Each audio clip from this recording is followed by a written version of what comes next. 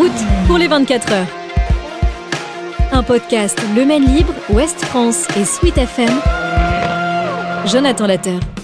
Bonjour à tous, on se retrouve avec grand plaisir pour l'épisode 2 de la saison 2 de notre podcast En route pour les 24 heures du Mans, podcast Sweet FM, Ouest France et Le Maine Libre. Un deuxième épisode coincé entre le prologue au Qatar et la première manche du championnat du monde d'endurance au Qatar également. On va débriefer justement ce prologue, vous dire ce qu'il faut en retenir, les forces en présence avant le début de la saison, avec une interview de Frédéric Makowiecki, le pilote alpine, et puis on se projettera un petit peu vers la suite, les voitures à suivre pour le titre de champion du monde d'endurance. Tout ça avec bien sûr Marc Moreau du Maine Libre. Salut Marc. Salut Jonathan. Et Guillaume Nedelec de Ouest France. Salut Guillaume. Bonjour à tous. Alors messieurs, le Qatar, le prologue est terminé. En 3 points peut-être avant de rentrer dans le vif du sujet, dites-nous ce que vous retenez, quels sont les débats que vous avez envie d'avoir au sujet de ce prologue. Marc. Voilà, plein de choses, même si on n'a pas vu grand-chose parce que c'était pas diffusé, on a pu au moins avoir des premiers éléments de réponse, même si évidemment les temps ne sont pas très significatifs, mais moi j'ai en 3 points, c'est ça que nous a demandé. Vas-y, est-ce que là ça commence mal, ouais. C'est beaucoup J'étais parti en 3 sous-titres que je développerai. Il y a des sous-parties également. Non, je dirais Toyota, un peloton rapide, et le dernier point, je sais même plus ce que c'était. Je crois que tu m'as dit les Français mitigés. Les Français mitigés entre Alpine et Peugeot, effectivement, en hypercar en tout cas. Heureusement que j'ai l'anti-sèche. Ouais, c'est clair, j'aurais dû la mettre dans ma main. Guillaume, les 3 points. Moi j'avais Ferrari qui est en recherche de constance, de fiabilité, Aston Martin qui a peut-être la solution de la fiabilité finalement, et puis BMW qui confirme sa montée en puissance de l'année dernière avec le meilleur temps absolu de ses essais, qui démontre que la voiture est peut-être pas si mal que ça, même si on pouvait un peu en douter l'année dernière. Elle est belle en plus. On va tout de suite rentrer dans le vif du sujet par rapport à BMW, effectivement. Une 38 971, c'est meilleur que la pole de l'an dernier, mais on l'a dit, le revêtement, tout ça a changé, les conditions de piste n'étaient pas tout à fait les mêmes.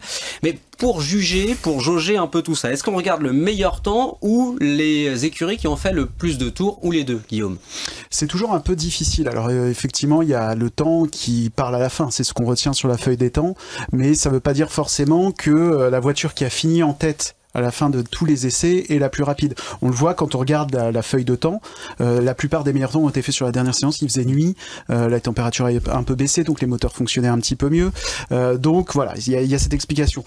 Ensuite, le nombre de tours, pas forcément, parce que on sait pas quels sont les programmes. Si ça se trouve, il y a des programmes qui demandent un petit peu de temps parce qu'on va tester plusieurs setups. Il y en a d'autres où on va enchaîner les tours. Je pense notamment, c'est ce que Toyota a dû faire parce qu'ils maîtrisent ça totalement. 792 tours, c'est l'équipe qui a le plus tourné. Ouais. Voilà. Des deux voitures. Et c'est un signal qu'on envoie aussi à la concurrence. Il y a toujours un petit côté jeu de dupe. On sait aussi que bon, on est sous un régime de 3 lettres qu'on n'a pas le droit de dire, mais vous les connaissez tous, ces fameux B, O, et puis la dernière je vous la laisse deviner, mais donc on a aussi un peu ce jeu de poker menteur, donc on essaie de pas tout sortir trop vite, donc c'est toujours un petit peu compliqué les essais. Je pense que la meilleure réponse qu'on aura, ce sera après les qualifications. Marc? Oui, Guillaume a parfaitement résumé comme souvent, c'est vrai. D'habitude c'est l'inverse, hein, c'était nous avez tout à fait raison. J'ajouterais juste.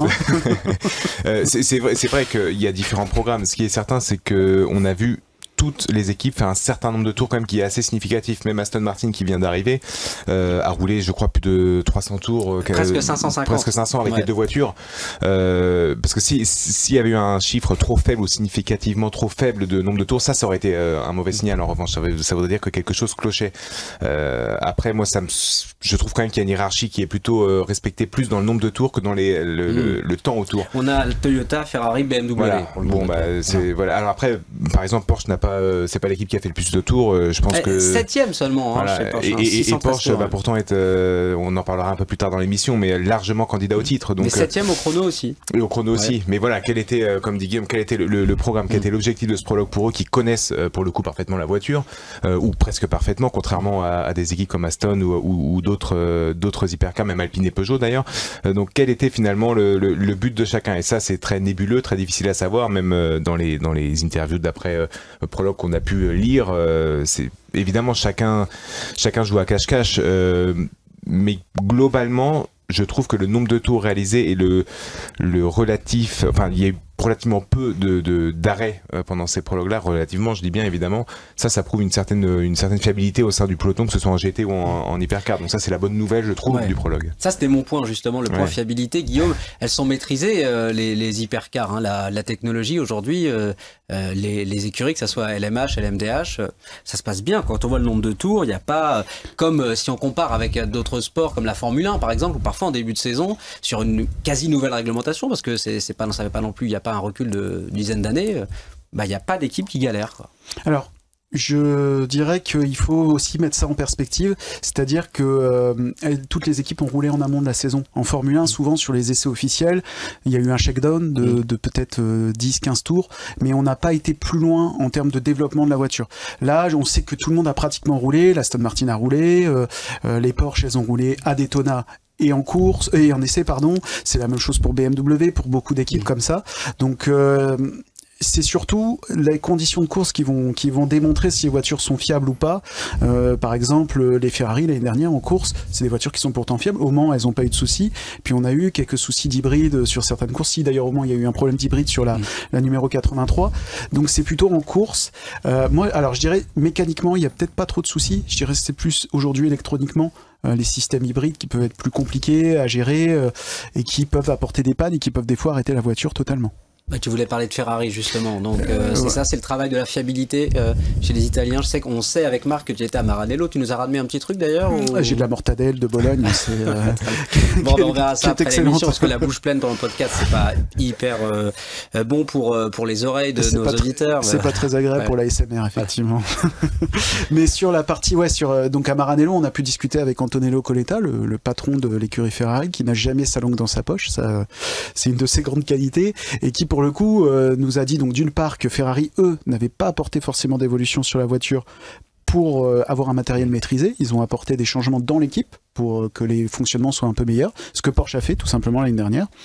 Et la deuxième chose, il nous disait de façon un petit peu exagérée, mais je pense qu'il est pas sûr de la vérité, il nous disait qu'aujourd'hui s'il devait faire une hypercar, il prendrait le choix d'Aston Martin de ne pas mettre de système hybride dans la voiture, parce qu'aujourd'hui c'est du poids en plus, qu'on ne peut pas mettre n'importe où dans l'auto, et surtout qu'il peut apporter beaucoup plus de soucis dans la voiture. Aujourd'hui il dit si on devait refaire une 499P, on la ferait sans système hybride. Ah quand même. C'est un choix, c'est... Ça veut dire quelque chose, quoi. Mais en même temps, ils n'ont pas beaucoup de recul non plus sur Aston Martin pour l'instant. Oui, il faudra voir aussi ce que vaut cette voiture en termes de fiabilité aussi. Après, on sait que c'est un programme qui est semi-officiel.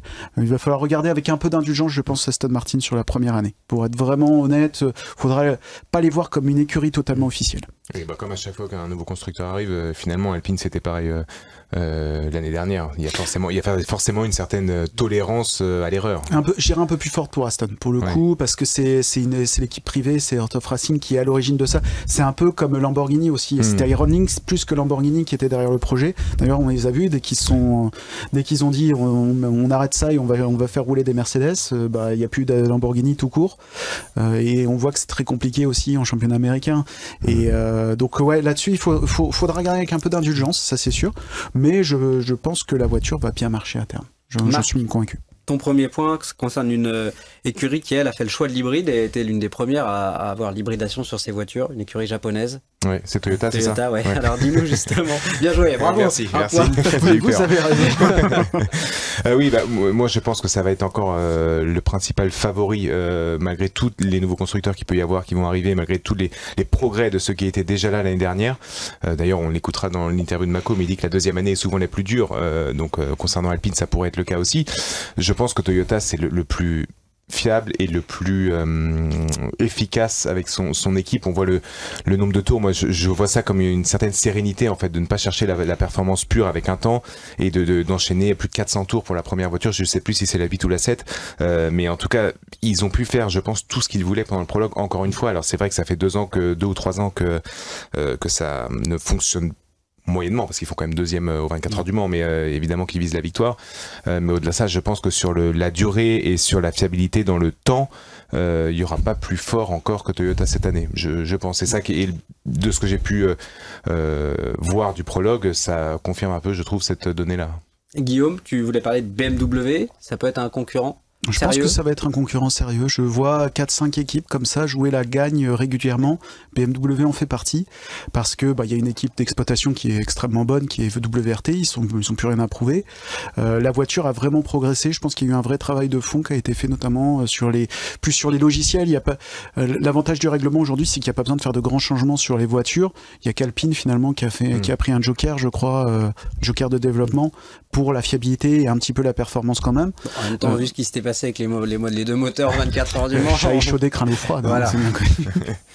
Mais je pense que oui, il y a à propos de BMW, ils ont sûrement développé les méthodes de travail et ça va aller vite à mon avis. Et c'est aussi une équipe, le team WRT pour le coup, qui exploite la voiture, qui est particulièrement expérimentée aussi en endurance et qui va déjà, c'était pas si mal l'année dernière malgré effectivement aussi une édition des 24 heures qui était presque cata finalement pour que ce soit en GT ou en hypercar, mais voilà, ça dépend de facteurs. Il y a une part de chance qu'on le veuille ou non au Mans, et si ça tourne dans leur sens, effectivement, je suis plutôt d'accord sur le fait que ça va fonctionner. Et puis même si les temps ne veulent pas dire grand chose sur le prologue, faire pratiquement une seconde de mieux que la pole 2024, ok, il y a les conditions qui rentrent, il y a les programmes, il y a tout ce qu'on veut, mais ça veut quand même dire que cette voiture est capable d'aller vite, et ça c'est malgré tout important, même en endurance où on pourrait privilégier la fiabilité. Aujourd'hui les voitures ne cassent presque plus. Donc c'est aussi la vitesse qui prime, mais BM a prouvé qu'ils étaient capables d'aller vite, donc je pense que va falloir compter dessus aussi cette année. Tu parlais d'un peloton ultra rapide, c'est ça qui t'a impressionné? Bah ouais, ça m'a impressionné. Alors effectivement, ça dépend de conditions, peut-être qu'elles étaient meilleures que les dernières lors de l'hyperpole, ça c'est probable aussi, mais il y a quand même 5 voitures lors d'un prologue qui font un meilleur temps que la pole 2024, ça veut quand même dire quelque chose, et plusieurs équipes derrière qui ne sont pas loin, ça je pense que c'est quand même pas anodin non plus, et ça prouve aussi que le peloton s'homogénéise, je pense que c'est comme ça qu'on le dit, et de plus en plus il est impressionnant. Ouais, j'étais pas sûr en commençant, mais il a raison. Il a raison avec ce terme. Mais pour moi c'est pas anodin, même si c'est qu'un prologue. Pour moi ça veut quand même dire que au-delà même de la performance, ça veut dire que les équipes cherchent déjà à envoyer des signaux. Alors généralement, ceux qui cherchent à en envoyer, c'est qu'ils en ont besoin. Encore une fois, je reviens sur Toyota, qui je pense n'en a pas besoin, qui assoit un peu son autorité naturellement avec son expérience, mais pour moi, c'est quand même quelque chose. C'est aussi la différence de culture, ça. Oui. Entre les japonais, les italiens, c'est pas tout à fait la même approche, quoi. Oui, bien sûr. Après, Toyota, on parlait de Toyota, pour eux, c'est l'épouvantail. Ça reste la figure à abattre, si on peut dire ça comme ça. Ils disaient, mais il y a quelque chose qu'on oublie, c'est que ce qu'on ne peut pas acheter, c'est l'expérience. Toyota, ils sont aux 24 heures du Mans depuis 2012. Oui. Tout début du WEC. Tout début du WEC. Vous étiez encore au lycée, Marc, en 2012. 2012, j'avais pas le bac encore. J'ai passé 2 ans plus tard. Il était stagiaire de 3e. C'est peut-être pas bon pour nous, en fait, j'aurais pas dû m'embarquer dans cette remarque.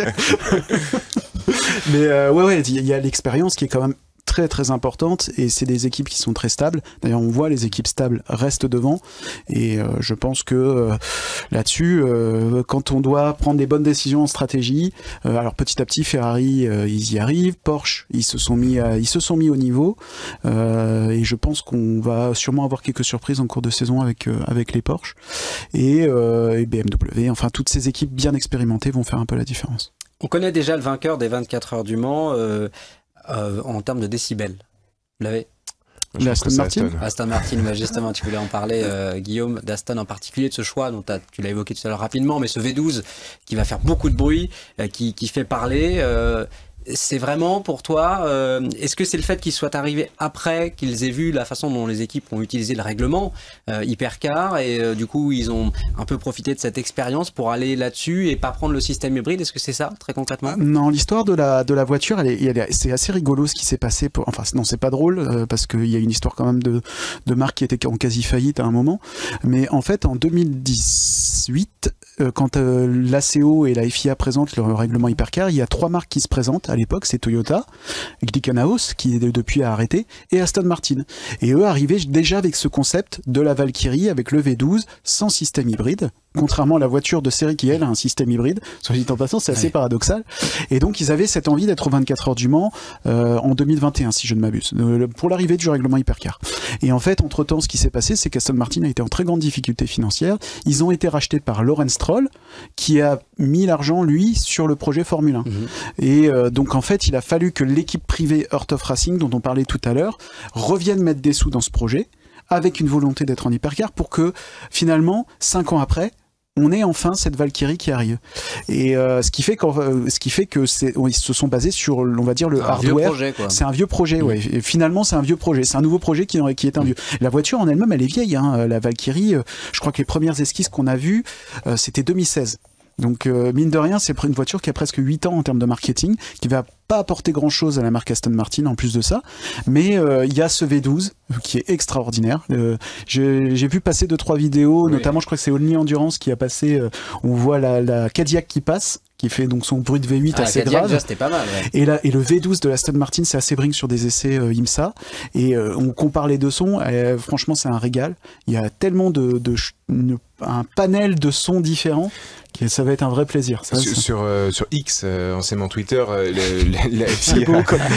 Qu'est-ce qu'il est sage. Bravo, c'est bien.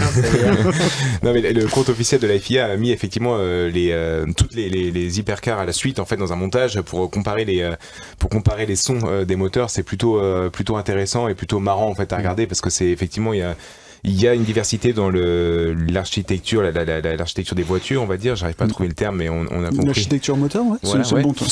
Et c'est vachement, c'est fou de voir la différence qu'il peut y avoir entre toutes les voitures, une diversité assez intéressante. Et ils font aussi un focus sur l'Aston dans différentes parties du circuit à Losail. Et c'est vrai que c'est pas désagréable à entendre.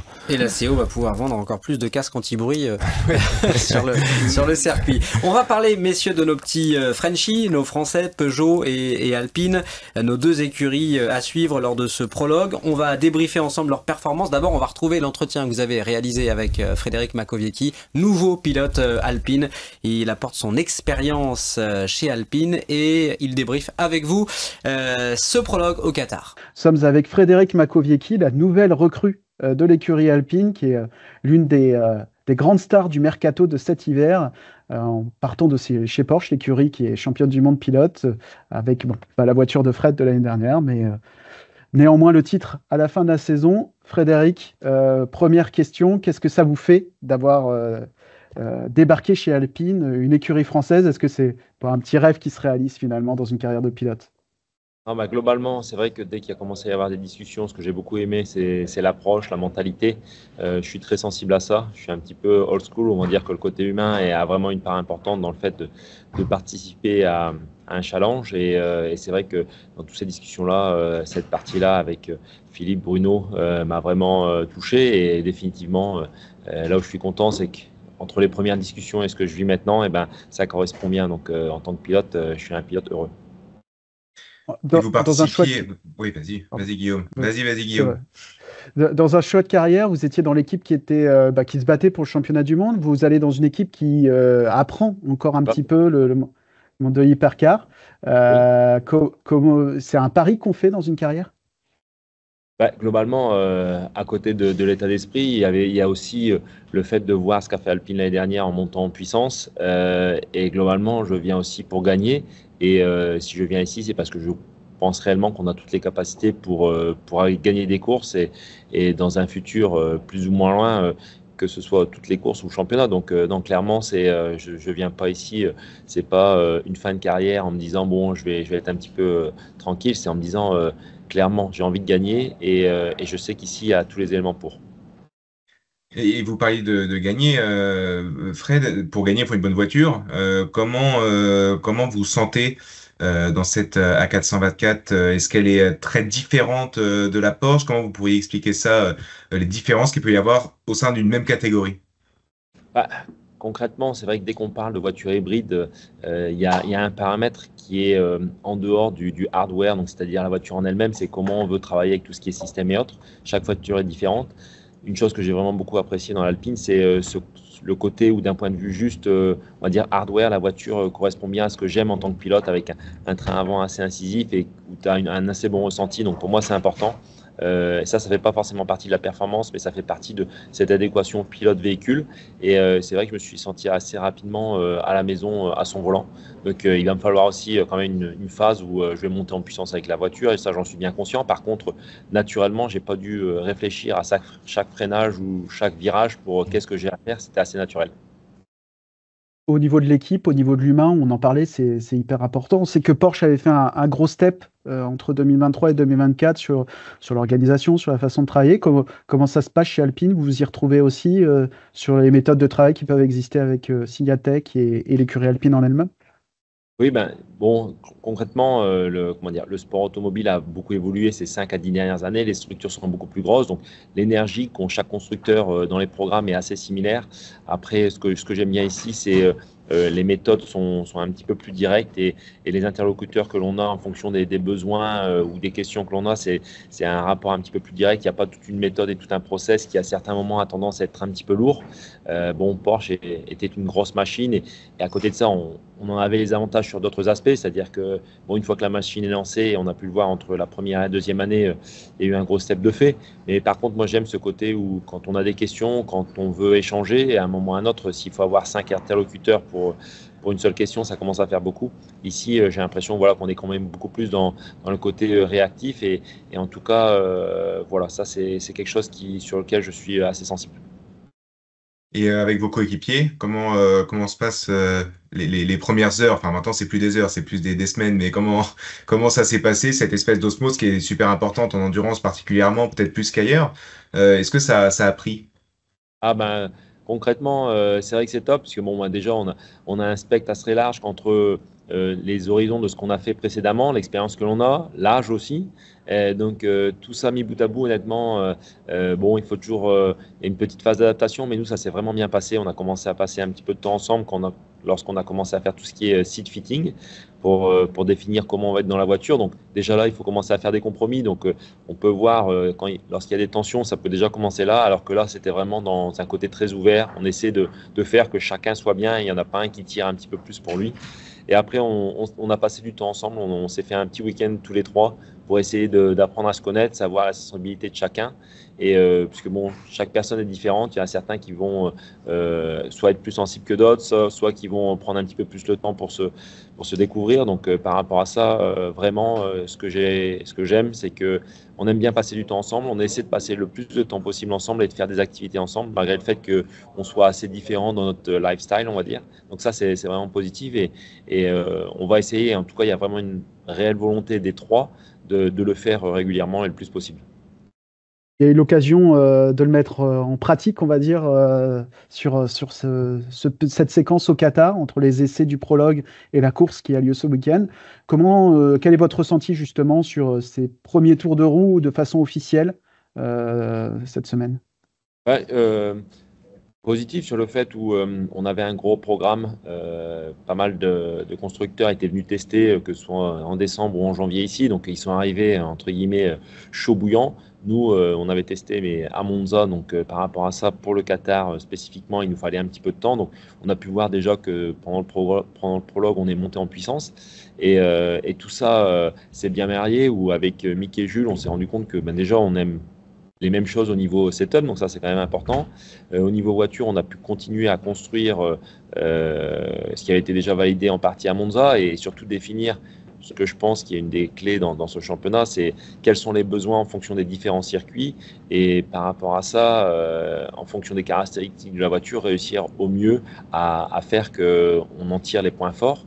Et bon, je trouve qu'on a vraiment bien bossé et personnellement, plus que la performance en elle-même, c'est de se dire on a fait un travail complet et on est satisfait de ce qu'on fait. Et à certains moments, c'est un peu sous-estimé, mais quand déjà on est content du travail qui a été effectué, c'est déjà un beau step de fait.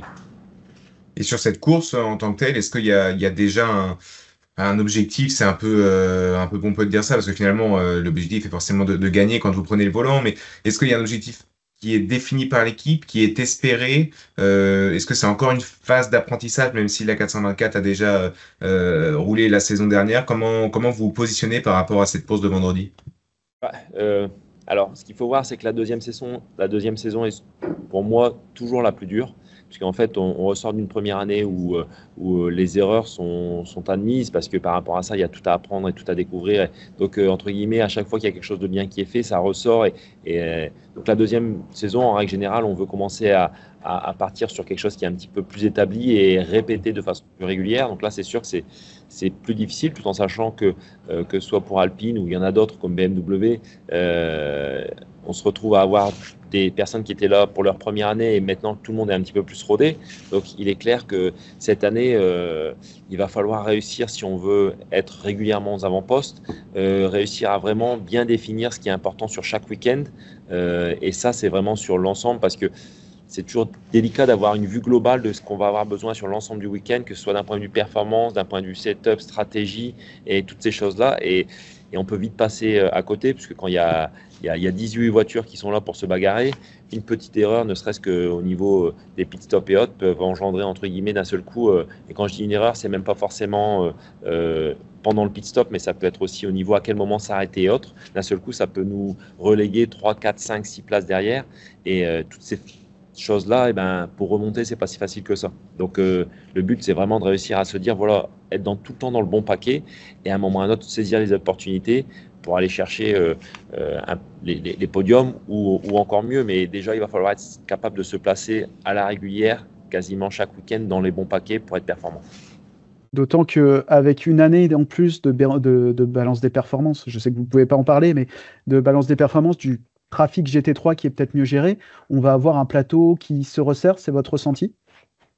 Totalement, en fait, on peut se rendre compte que l'endurance, mais ça c'est depuis quelques années, c'est devenu un sprint long. On n'est plus du tout dans le fait de dire il y a beaucoup de gestion, que ce soit de la machine, que non, en fait, à l'heure actuelle, on est à fond du début à la fin. Il faut vraiment tout optimiser, c'est-à-dire que le sport auto de nos jours est vraiment très ciblé sur tout ce qui est détail, être capable d'optimiser tous les détails. Et de nos jours, quand maintenant tout le monde commence à avoir un petit peu plus de références et un peu moins dans la phase d'apprentissage, il est sûr que chaque détail d'un seul coup prend encore plus d'importance. Et encore une fois, il va falloir être capable d'être assez proactif dans ce qu'on fait, de ne pas être trop dans la réaction. C'est-à-dire que réagir, c'est bien, mais en règle générale, on réagit quand on a, entre guillemets, fait quelque chose où il nous en manquait un petit peu. Donc, il va falloir être capable d'anticiper toutes ces choses-là. Et je pense que ça ne va pas être si facile que ça cette année, parce qu'encore une fois, l'année dernière, en fonction des conditions, on peut se dire, si on a perdu un peu de temps en début de course, mais qu'on a réussi à être un petit peu safe au niveau des pneus, on aura un petit peu d'avantage sur la fin de course. Là, par contre, je pense qu'une fois qu'on sera entre 10 et 15 au restart peut-être du dernier safety car, pour revenir, ça va être une autre histoire.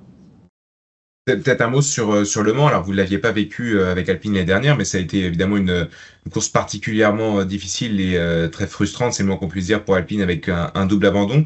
Est-ce qu'il y a une sorte, peut-être pas de pression, c'est pas le bon terme, mais d'un engagement supplémentaire pour cette course qui est déjà à la base le point d'orgue de la saison? Est-ce qu'il y a vraiment cette envie peut-être de prendre une certaine revanche sur cette course-là? Mais surtout, il y a, en règle générale, ce qu'il faut, c'est essayer de maîtriser un maximum de paramètres. Et je pense que quand on arrive, après, ça peut pas du tout se passer comme on veut, et là, à ce moment-là, on est déçu. Mais ce que je veux dire, c'est ce que je disais tout à l'heure, c'est essayer de travailler dur pour, entre guillemets, enlever un maximum de... Les gens appellent à certains moments la part de chance, mais moi j'appelle ça surtout la réussite et le fait de maîtriser un maximum de paramètres. Plus on maîtrise des choses et plus on est dans une zone de confort et plus on est capable, entre guillemets, de faire que le résultat sera là naturellement. Donc à un moment ou à un autre, c'est sûr qu'il y a une grosse envie de faire bien là-bas. Faire bien, c'est quoi? C'est toujours difficile à définir, mais en tout cas, d'aller au bout de ces 24 heures et surtout de faire une course complète. Et à la fin, en général, si on est là et qu'il n'y a pas d'erreur, qu'il n'y a pas de pénalité et autres, on peut rapidement être pas trop mal placé. Merci beaucoup, Frédéric, d'avoir pu vous rendre disponible. Et bien, on se retrouve avec vous en piste vendredi pour les 1812 km du Qatar, course d'ouverture de la saison. Merci à vous. Merci beaucoup, et un petit soutien à la 36 sera le bienvenu. Voilà Frédéric Makowiecki avec Marc Moreau et Guillaume Nedelec. On a enregistré cette séquence parce que les horaires ne collaient pas trop avec l'enregistrement du podcast, mais c'est quelques heures juste avant notre émission. Messieurs, qu'est-ce que vous retenez de cet échange avec Frédéric Makowiecki, le nouveau pilote Alpine? Ça fait bizarre de l'entendre parler d'Alpine déjà, j'imagine. Moi, je le trouve très souriant. Oui, moi aussi très souriant, mais un peu bizarre effectivement de le voir avec la veste Alpine. C'est assez étonnant, mais c'est pas, encore une fois, c'est pas désagréable. C'est un pilote, en plus d'être un excellent pilote rapide, c'est aussi quelqu'un de très sympathique dans le paddock. Et moi, je suis super content qu'il soit chez Alpine. Et si tu me demandais ce que je retenais, c'était surtout de la confiance en fait. Je l'ai vu particulièrement confiant et heureux d'être dans cette équipe française, au fonctionnement bien différent que Porsche dans la relation humaine au sein de l'équipe. Et ça, c'est quelque chose qui a été primordial, je pense, dans son choix. Et ça se voit aujourd'hui. On verra évidemment sur le plus long terme, mais pour moi, ça peut être une bonne pioche. Alors, c'est un peu facile de le dire quand tu es un pilote aussi expérimenté que Mako, mais il se trompait pas beaucoup déjà. Voilà, il se trompait pas beaucoup, donc c'est sûr qu'il y a peu de risques qu'il se trompe sur l'Alpine, mais son expérience, sa vitesse combinée à l'expérience déjà de la saison dernière d'Alpine, je pense que ça peut donner un cocktail vraiment excellent. C'est vrai que la fiabilité, Guillaume t'en parlait, améliorer forcément la voiture, les connaissances plus abouties, donc une voiture qui va être aussi peut-être mieux exploitée, un pilote aussi bon que Fred Makowiecki, on a envie de l'avoir. Cette dites-moi, A424. A424, voilà. Oui, on a envie de la voir. Alors déjà, c'est la vraie Alpine qui porte les vraies couleurs d'Alpine, on va dire ça comme ça. Je vais mettre un petit tacle à Flavio Briatore et compagnie, puisque c'est le seul vrai projet français. Hein. Le reste, il y a plus avec rien. Un moteur français. Avec un moteur français qui est fait par des ingénieurs français qui savent ce qu'ils font, contrairement à ce que certains peuvent dire. Je suis content d'avoir placé celle-là. Non, mais c'est bien, on défend notre équipe française. Voilà, je reviens plus après. Voilà. Oui, c'est Flavio. Allô? Mais oui, on a envie d'avoir, on a besoin de pilotes comme ça qui ne cachent pas non plus. Et c'est ce que j'apprécie dans toutes les interviews qu'on peut faire avec Frédéric. Vous avez pu le voir, c'est son franc-parler. Ouais. Il y a un moment où il dit que l'exo, mais c'est pas. Alors, il parle de fin de carrière. Alors effectivement, il a 45 ans, c'est quelque chose qui peut être évoqué, mais il le dit. Et il dit, c'est pas un projet de fin de carrière comme ça pour aller rouler tranquillement. Non, il dit, j'ai envie de gagner, j'ai envie de faire des choses. Et on a pu échanger avec lui sur ça. Et ça, je trouve que c'est bien d'avoir aussi ces pilotes qui apportent un franc-parler auprès des journalistes, un franc-parler auprès de leurs ingénieurs, un franc-parler probablement auprès de leurs mécanos, et c'est souvent eux qui à la fin marquent le plus. Et je pense aussi à Sébastien Bourdet, quand il était plus jeune, tout le monde disait ouais, il râle tout le temps après l'auto, sauf que quand on écoutait bien ce qu'il disait, la voiture elle devenait hyper perfo, et ils arrivaient à créer autour d'eux un groupe de mécaniciens, un effet dynamique, et c'est hyper important. Il en parle aussi de l'importance que le groupe marche bien, et c'est quelque chose qui revient. Alors jusqu'ici on n'en parlait pas trop en WEC, on savait que c'était important, mais là il y a cette volonté d'avoir ce groupe serré qui travaille ensemble, qui est un peu je dirais, j'arrive pas à trouver mon mot évidemment comme toujours, mais ce petit groupe un peu qui travaille ensemble, un peu la méthode Patrick Videra, on va dire ça comme ça. Le coach du Mans FC, c'est vrai, le coach du Mans FC, où la cohésion est finalement est hyper importante. Il y a un mot pour ça, notamment des petits escadrons, là je sais plus comment ça s'appelle, mais ça me reviendra. On te suit pas là, hein, mais c'est pas grave. C'est pas très... On a l'idée. On a l'idée, mais on n'a pas le mot. On vous invite à le deviner d'ailleurs. Appelez-nous à 08 35. C'est ça. Mais en plus, au-delà de ça, quand il évoque une fin de carrière qui n'en est pas une, on peut d'autant plus le croire que quand on regarde les pilotes endurance, tu évoquais Sébastien Bourdet qui est le doyen du peloton hypercar à 46 ans, il les a vendredi, je crois, le jour de la course, et pourtant c'est dans le paddock quand on circule, il est considéré comme le meilleur pilote d'endurance au monde pratiquement, ou voire carrément. Donc je pense aussi qu'il est plutôt honnête, Mako, quand il dit que il vient pas juste pour finir ses jours de pilote dans un constructeur français comme celui-ci. Donc je pense vraiment que ce sera plutôt un argument en sa faveur qu'en sa défaveur, son âge, en termes d'expérience. À partir du moment où il garde cette pointe de vitesse qu'il a, je vois pas en quoi ça peut lui poser problème. Alpine, 5e meilleur temps, une 39.505, derrière Ferrari, AF Corse, BM et Cadillac, le meilleur des autres un peu entre guillemets, et puis 4e au nombre de tours réalisés si on prend les 2 voitures. Autre équipe française, on va parler bien sûr de la marque Lyon. Il n'y a pas de problème d'airbag, pas de problème de moteur PureTech, là chez Peugeot, non, c'est bon, hein, ça va, rassurez-nous. C'était Kata, mais pas Takata. Bravo, ça il avait préparé. Ça c'est sûr, mais c'est sûr, ça fait une semaine qu'il travaille. Non, mais est-ce que ça vous a rassuré? Est-ce que vous avez vu de Peugeot 8e meilleur temps et 5e meilleure équipe au nombre de tours réalisés? Mitigé, je m'attendais à un tout petit peu mieux parce que je pense que la voiture elle est vraiment bien sur circuit. Elle est l'année dernière on l'avait vue sans aileron, elle marchait bien. Je pense qu'elle va bien marcher encore parce que c'est un circuit qui est surtout sur des hautes vitesses. Il n'y a pas tant que ça de gros freinage, ce qui est le point faible de la 9X8. On verra en course. Justement, c'est le contre-exemple de ce qu'on disait, c'est qu'il faut attendre un petit peu. Il est urgent d'attendre sur ce point de vue-là. Moi, je pense qu'ils peuvent se battre pour le podium en course. Dès ce dimanche, dès ce vendredi. On peut espérer vraiment un gap, un bond en avant cette année. Il n'y a pas d'évolution majeure sur la voiture là.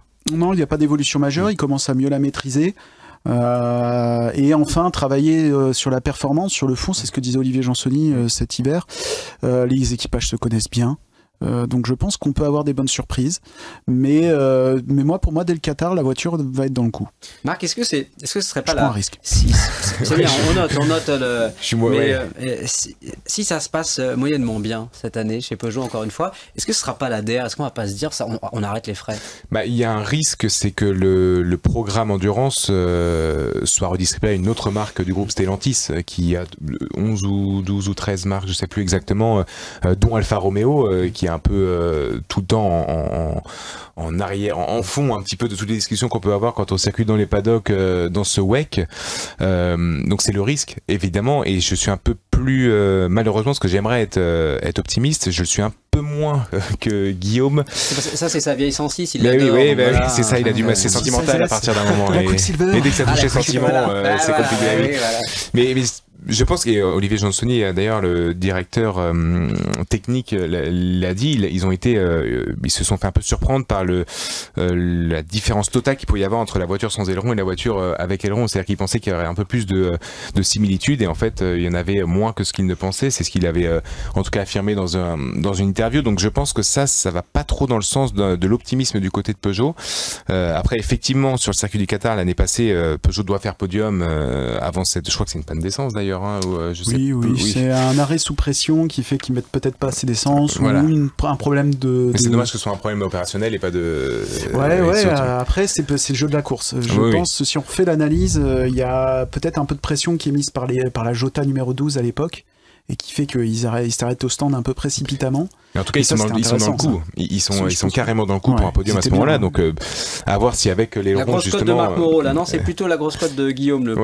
J'espère, parce que franchement, on peut pas dire qu'il travaille pas chez Peugeot. Hein. Il bosse énormément. Non, mais on pourrait penser qu'il y a peut-être pas à ce point-là, mais en tout cas, on pourrait se dire parfois, je sais pas.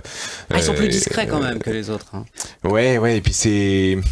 Je sais pas, ils ont fait un podium en 2023 à Imola, je crois, ou à Monza l'année d'avant, je sais plus. Ils font un podium. On est en train de chercher, quoi. C'est un seul podium finalement. Ils ont eu Bahreïn, mais sur tapis vert. Oui, sur tapis vert. Ça c'est toujours dommage, mais ils l'ont eu quand même malgré tout. Voilà. Il fallait finir 4e quand même, mais c'est toujours un petit peu loin encore. C'est toujours un peu difficile, un peu laborieux. En fait, évidemment c'est long d'apprendre, mais encore une fois, on va voir si Aston va pas un peu plus vite. Ils ont une petite excuse, c'est que en fait, quand la voiture, ils ont commencé à l'étudier, c'était avec un règlement précis. Oui. Et entre-temps, le règlement a changé quand même 2-3 fois, et notamment, c'est la fameuse histoire de l'hybride qui arrive beaucoup plus tard, à 190 km/h au lieu de 120. Ça fait quand même une grosse différence, surtout sur une voiture de course. L'hybride se déclenche à 190. Eux imaginaient que ça serait à 120 en fait, c'est ça? C'est ça, c'était ce qui était prévu à l'origine. C'est pour ça d'ailleurs qu'ils avaient fait le choix de pneus. Enfin, il y avait tout un tas de choses et au final, qu'ils choisissent cet aileron-là. Et d'ailleurs, c'est ce qui fait qu'ils choisissent de faire un petit moteur V6, le 2,6 litres turbo qu'ils ont aujourd'hui, plutôt qu'un gros V8 comme il était envisagé. C'était un V8 qui était envisagé au début sur cette voiture. Mais il y avait encore une possibilité de changer la monte des pneus dans un délai qui était bon. Ils l'ont gardé quand même cette monte des pneus qui finalement n'a pas aidé à la performance en 2022. Donc il y a aussi des choix peut-être. On en avait parlé d'ailleurs lors de la première saison de ce podcast entre le marketing et l'efficacité pure sur circuit. Il y a toujours une balance évidemment. Cela démontre aussi que la balance de performance ne fait pas tout dans le résultat de la voiture. Si une voiture a des soucis d'études au début, c'est très difficile d'aller à l'encontre de ça. Et ça me fait penser à autre chose que j'ai lu dernièrement. En fait, on parlait de... On va connaître les lectures on parlait intimes de Jenson de Button. Guillaume Alors, il y a Jenson Button chez Porsche et Makowiecki aussi qui en parle dans son entretien, qui parle d'une voiture qui est peut-être un peu plus facile à piloter chez Alpine. Jenson Button, qui était sur la Porsche l'année dernière, la Porsche Jota, sur la Cadillac, qui dit c'est une voiture qui correspond beaucoup plus à mon style, beaucoup plus incisive sur le train avant. Et donc, ça montre aussi que peut-être certains défauts de conception, tu les gommes difficilement chez Porsche. Ouais, c'est ça. Chez Porsche, on sait qu'ils traînent ça. Peut-être que la nouvelle évolution va permettre de gommer ça, mais sur ce règlement hypercar, si on se plante dès le début, on se plante jusqu'au bout. Alors justement, on va conclure sur les équipages à suivre pour cette première manche au Qatar. Guillaume, une petite pièce sur qui ? Alors moi je vais remettre, je mets une pièce de loin parce qu'à chaque fois ça lui porte malheur. Sur la 38, la Cadillac de Sébastien Bourdet, j'en mets quand même une parce que j'ai trouvé que c'est Jenson Button. J'avais des doutes il y a un mois. Je me souviens, tu n'avais pas été très sympathique avec Jenson Button. J'ai trouvé que c'était mieux. Okay. J'ai trouvé que c'était le plus lent des 3 pilotes quand même. Oui, mais c'était pas si mal. Ouais. C'était plutôt dans le coup. Donc, s'il s'y est mis, tant mieux. Je mettrai évidemment les deux Ferrari, la 50, la 51. Je rajouterai même la 3e parce que ça va être bien. Devant les Toyota Non, j'allais y venir. Les Toyota, évidemment, parce que je pense que l'expérience. C'est un ordre que j'attends. Mais tu montes. Je monte. Moi, je fais dans le sens inverse. C'est comme la remise des prix sur le podium. Le 3e, le 2e. Mais je pense que le premier, ça va quand même être les deux Toyota, je pense, au bout. Ah ouais. Est-ce qu'on peut mettre un prix du super combatif ? Bien sûr, oui. Pour le coup, je le mettrais sur Alpine. Et la lanterne rouge, si on reste dans le Tour de France un petit peu ? Je pense que la voiture balai. On a été assez clair il y a quelques minutes sur. Je pense malheureusement que la Peugeot risque d'être un peu en difficulté sur les autres courses de la saison. Peut-être au moment où elle sera mieux, mais à mon avis, ça va quand même être un peu difficile. Marc ? Oui, il m'a piqué mon idée de la numéro 38. C'est la grosse cote. C'est la grosse cote avec Sébastien Bourdet, mais c'est l'équipage le plus. Sur BM peut-être. Oui, on n'a pas parlé de BM. C'est vrai qu'il a fait le meilleur temps sur le prologue. Est-ce que ça va être alors c'est l'objectif majeur de personne, la course au Qatar, l'ouverture. En tout cas, on va pas se mentir, mais c'est difficile de mettre un autre équipage que les deux Toyota en fait en tête. Ils connaissent tellement comment ça fonctionne dès le début. La voiture est prête, tout est prêt en fait chez eux. Chez Ferrari ça commence également, chez BM on en a parlé en début d'émission, mais je garderai quand même la petite cote de Toyota et je mettrai la grosse cote sur la Cadillac 38 parce qu'avec Jota ça a l'air quand même de prendre assez rapidement, assez bien en fait finalement parce que c'est quand même une nouvelle équipe, c'est pas rien pour un constructeur. Et entre ça, l'équipage qui est le plus âgé quand même de l'hypercar avec Sébastien Bourdet, Earl Bamber, j'y arrivais, et Jenson Button, je pense que leur expérience combinée à, j'espère qu'ils vont trouver une osmose entre eux, mais avec cette équipe pour qui ça peut fonctionner rapidement, ils ont rapidement été dans la bonne fenêtre de performance au prologue, alors qu'au début sur la première session ils n'y étaient pas forcément. Ils ont rapidement trouvé les clés. Cette voiture là elle n'est pas née cette année, donc ils connaissent quand même s'il y a un changement d'équipe, ils connaissent quand même les caractéristiques de la voiture, donc je pense que ça peut être un candidat et au titre et déjà au podium au Qatar. Et voilà, donc on est sur Cadillac pour tous les deux. Nous, on n'a pas parlé de la 12 aussi, qui est très très bien. Oui. C'est pas mal du tout. Je vous demande de vous mouiller, vous me faites toutes les voitures. Ouais, comme ça, il y en a bien une qui va gagner. Bravo, non mais vous êtes bon au pari, par contre ça vous coûte cher. Oui, c'est ça. Par contre, si c'est, imagine, c'est la Peugeot qui gagne, la 93. Par contre, tu as pu parier sur tout le monde, mais t'es quand même content. Et si c'est la Peugeot qui gagne, vous faites un aileron en tatouage sur le bras. En hommage. Comment c'était déjà ? Ils avaient un slogan pour ça, We don't need... je sais plus, ils avaient un truc un peu agressif pour dire on n'a pas besoin d'aileron arrière. Bon, finalement, il y en a eu quand même. Après tout. Merci beaucoup messieurs. Merci pour cet épisode numéro 2 de notre podcast En route pour les 24 heures du Mans. On se retrouvera après le Qatar et puis avant la suite de ce championnat du monde d'endurance pour continuer à débriefer puis à avancer vers les 24 heures du Mans. Salut à tous, merci de nous être fidèles.